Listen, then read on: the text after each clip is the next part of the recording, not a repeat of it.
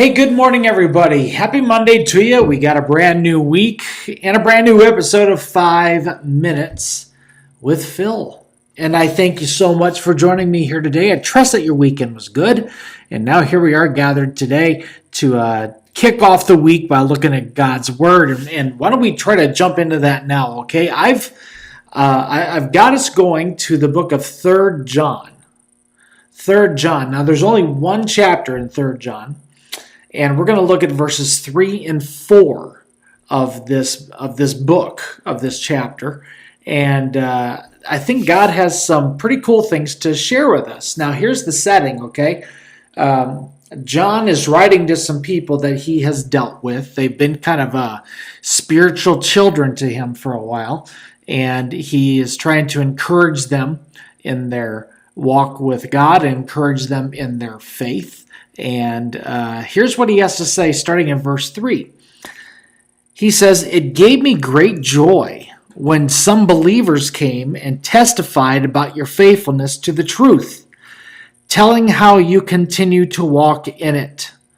And I have no greater joy than to hear that my children are walking in the truth." So John's kind of looking at his spiritual children, if you will, the people that he's invested in, and he's hearing all these wonderful things about these people that he's writing this letter to. And it really challenges me to consider where my faith would stand if somebody were to go back and to report what he or she sees as a result of witnessing my trying to live out my faith.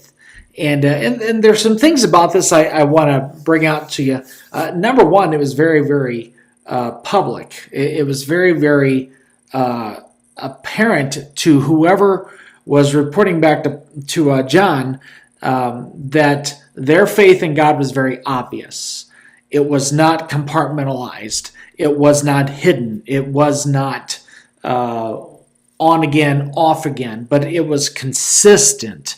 And it was very obvious that the people whom Paul was writing to, there was something about their faith. It wasn't just a compartmentalized type of lifestyle that they had.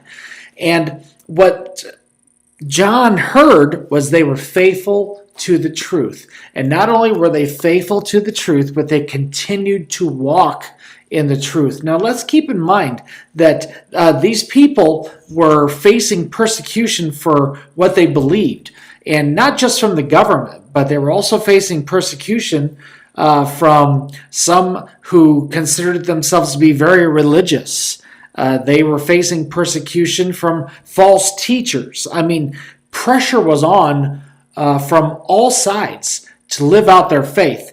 And John learned that they were still walking in their faith. They were walking in the truth of God's word, regardless of whatever it was that they were facing around them. I want to encourage you today. If somebody were to witness your faith in God and be around you 24/7, what would they say? How would they describe your faith? How would they describe your relationship with God?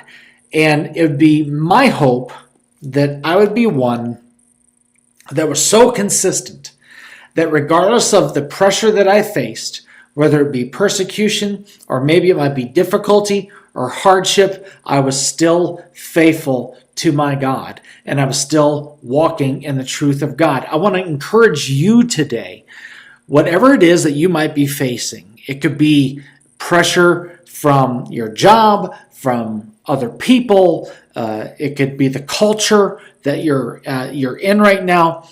Whatever the case, I want to challenge you to follow the example of the people whom John was writing to and stay truthful, faithful to your walk. Keep walking in the truth of God's word. Keep walking in your faith. Don't let anything deter you from living completely for Jesus Christ. So I want to encourage you that way. That's what makes God smile. John was very, very thrilled to hear what his spiritual children were doing, even in his absence. It'd be my prayer that the Lord would be very proud of how we're living for Him at this moment in time in this day. All right, I got to let you go. Thanks for joining me. I want to encourage you with that. We love you. We'll see you again tomorrow. God bless you. Bye-bye.